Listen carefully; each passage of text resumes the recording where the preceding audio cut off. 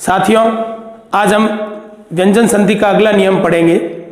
व्यंजन संधि के इस नियम के मुताबिक क, च, ट, त, प के पश्चात न म हो तो क, च, ट, त, प अपने वर्ग के पंचम वर्ण में बदल जाते हैं। पहले मैं आपको ये नियम समझा देता हूँ। क, च, ट, त, प ये 5 ध्वनियाँ वर्गीय व्यंजनों की पहली ध्वनियाँ हैं, अपने अपने वर्ग की पहली ध्वनियाँ हैं। और इन ध्वनियों के पश्चात अगर कोई ऐसा शब्द आता है जिसकी पहली ध्वनि प्रारंभिक ध्वनि न या म से शुरू होती हो और इनका मेल अगर क, च, ट, त, प के पश्चात आने वाली ध्वनियों से हो जाता है, यानी कि प्रथम शब्द की अंतिम ध्वनि जो होगी वो अपने अपने वर्ग की पहली ध्वनि होगी क, च, ट, त और प। द्वितीय शब्द की जो पहली ध्वनि होगी वह न और म में से कोई एक ध्वनि होगी। तो परिवर्तन क्या होगा कि इन ध्वनियों के मेल से क, च, ट, त, प अपने वर्ग के 5वें व्यंजन में बदल जाएंगे। अब आप समझिए कि क, च, ट, त, प का 5वां वर्ण कौन सा है। हम कई बार इस बारे में पढ़ चुके हैं, फिर भी मैं एक बार आपको बता देता हूं यहाँ पर लिखकर कि क वर्ग का जो पंचम वर्ण है ये इसका उच्चारण होता है ङ। कई लोग इसको ड पढ़ लेते हैं, गलत है। ङ, क, ख, ग, घ, ङ।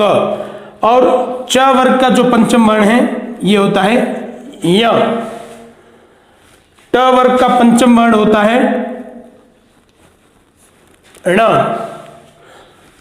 त वर्ग का पंचम वर्ण होता है न और प वर्ग का पंचम वर्ण होता है म। यानी कि क, च, ट, त, प के पश्चात अगर न म आते हैं तो क बदलेगा ङ में, च बदलेगा य में, ट बदल जाएगा ण में, न बदल जाएगा त बदल जाएगा न में और प बदल जाएगा म में। ये परिवर्तन होते हैं। इस संधि के नियम को कई जगह ऐसे भी लिखा होता है कि प्रथम वर्ग की किसी वर्ग की प्रथम ध्वनि के पश्चात यदि पंचम वर्ण आता है तो प्रथम ध्वनि जो है, प्रथम वर्ण जो है वह पंचम वर्ण में अपने वर्ग के पंचम वर्ण में बदल जाता है। अब इसको आप इस रूप में समझ लीजिए कि पंचम वर्ण में न और म ये 2 ध्वनियां ही ऐसी है जो शब्द के प्रारंभ में आती है। आपने कोई भी ऐसा शब्द नहीं देखा होगा जिसके प्रारंभ में क वर्ग की पंचम ध्वनि ण या य। ये 3 ध्वनियां शब्दों के प्रारंभ में प्रायः हिंदी में नहीं आती है, इनसे कोई शब्द प्रारंभ नहीं होता है। इसलिए इस नियम को इस रूप में हम समझ लेते हैं कि न म अगर आ जाए, यानी शब्द न और म से ही बनते हैं, इन ध्वनियों से बनने वाले शब्द हिंदी में प्रचलित नहीं है। तो अब आप इन शब्दों के उदाहरणों के माध्यम से इस नियम को समझते हैं। अपन इस नियम की परिभाषा को अपन स्थापित करते हैं कि ये है शब्द जगतनाथ। अब यहाँ पर लिखा हुआ है कि त के बाद न आ गया तो ये त अपने वर्ग के 5वें व्यंजन में परिवर्तित हो जाएगा और ये इस प्रकार लिखा जाएगा। यहाँ पर न आपको ध्यान रखना है कि आधा हो, क्योंकि ये त अलंत है। इस त अलंत से जो न बनेगा वो न भी जो है वो अलंत ही होगा। यहाँ आप देखिए वाक और मय, तो ये क वर्ग का जो 5वां व्यंजन है वो ये है। तो इस प्रकार से हम इसको लिखेंगे।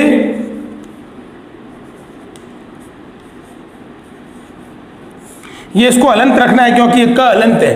किसी भी अलंत ध्वनि से जब ध्वनि बनती है तो वो अलंत ही बनती है, और अगर उसके पीछे स्वर हो तो वो पूर्ण होती है। व्यंजन होने पर वह आदि ही रहती है, अलंत रूप में ही रहती है। अब यहाँ पर आप देखिए इसका उच्चारण समझ लीजिए। इसका उच्चारण होता है वांग्मय। ये है वाक्मय, ये वांग्मय, क्योंकि ये जो उच्चारण है ये ड नहीं है, ये ङ है, वांग्मय। और यहाँ पर ये शब्द दिया हुआ है सट और मास। जब इसकी हम संधि करेंगे तो होगा सणमास। यहाँ ण आधा होगा क्योंकि यहाँ ट आधा है, ट से ण बनेगा, ट ठ ड ढ ण। ट वर्ग का 5वां व्यंजन ण है। यहाँ पर है अपमय, तो इस प का म बन जाएगा क्योंकि प वर्ग का 5वां व्यंजन म होता है, और शब्द बनेगा अम्मय, अम्मय। और अब इसको आगे आप देखिए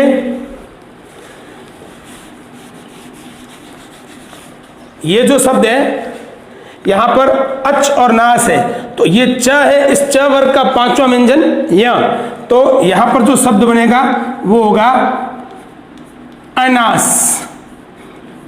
अनास, ये य च छ ज ज य, ये ध्वनि बनेगी। यहां पर ये शब्द दिया हुआ है उन्नयन, तो उत्नयन दिया हुआ है, तो त का जो है वो पांचवा वर्ण बनकर न बन जाएगा और वापस संधि के पश्चात जो शब्द बनेगा वो इस प्रकार बनेगा उन्नयन। उन्नयन का मतलब होता है प्रगति करना, आगे बढ़ना, ऊपर की ओर जाना, ऊपर की ओर गति करना। सट मंत्र, तो ये होगा ट का ण बन जाएगा और इस प्रकार से होगा सन्मंत्र। ठीक है ना। तो ये जो है वह इस व्यंजन नियम के, इस व्यंजन संधि के नियम के अनुसार ये इस प्रकार से परिवर्तित होते हैं। त का न बन गया, क का ङ बन गया, ट का ण बन गया, प का म बन गया। क्यों बने? क्योंकि इसके पीछे न और म आने से बने। यहाँ पर च का य बन गया, त का न बन गया और ट का ण बन गया, और उसका कारण यह है कि इसके पीछे न या म होने से बने। ठीक है ना। तो इस प्रकार आप सभी वीडियो पूरे देखते रहिए, हम आगे और आपको व्यंजन संधि के नए नए नियमों की जानकारी देते रहेंगे। आज इतना ही। अगले वीडियो में मैं आपके सामने एक नया नियम लेकर फिर उपस्थित होऊंगा।